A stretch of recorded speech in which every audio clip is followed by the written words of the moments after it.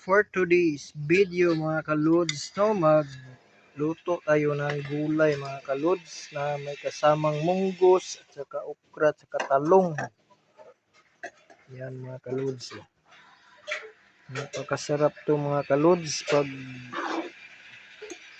at may kasama din tong kalabasa mga kalods, no, pangpalinaw ng mata. Hindi pa yung mata mo malilinaw yan. Yan mga kalodso, no. Lagyan natin to ng karning baboy mga kalods. Style po ito mga kalods. Yan mga kalods, no. So bukalo na to na mga kalods, mga 30 to 20 minutes. Yan. Pabalikan natin yan mamaya mga kalods.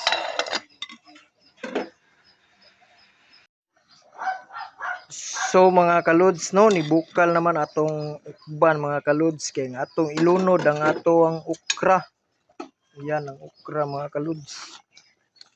Yan, napakasarap yun. Gulay mga kalods, no, munggos. Ilunod na to ning okra mga kalods. Nang hinaw ko gahapon mga kalods, no.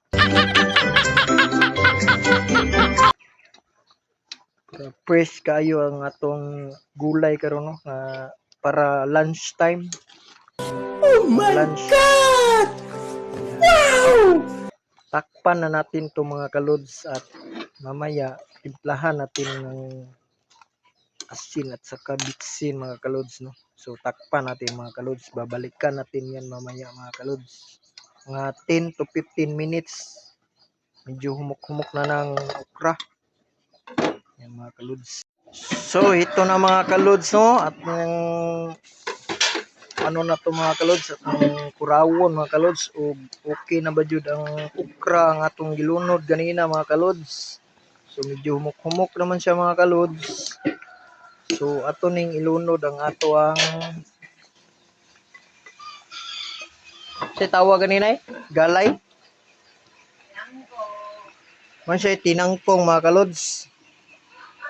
Tinangkong unsay tawag niyo sa inyohan ni mga kalods. So ato ning ilunod siya mga kalods, no, kay para mahumok. Ato na siyang timplahan. Yan.